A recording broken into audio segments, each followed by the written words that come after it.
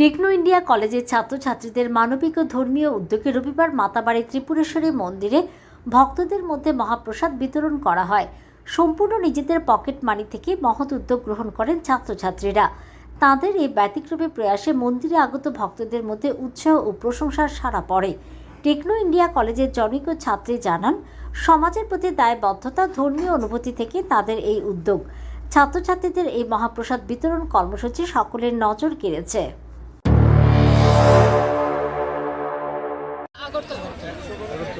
তোমরা কি সব কলেজ স্টুডেন্ট? হ্যাঁ, আমরা সবাই কলেজ স্টুডেন্ট। তোমাদের পকেট মানি থেকে মানে pocket money, monthly pocket money থেকেই আমরা বন্ধুরা যুদ্ধরা সেটা জমিয়ে করি। তারপরে আমরা বছরই আমরা ট্রাই করি যে সবাইকে গরিবদেরকে একটু খাওয়ার দেওয়ার, একটু হেল্প করার, সেটা আমরা সবসময় করি।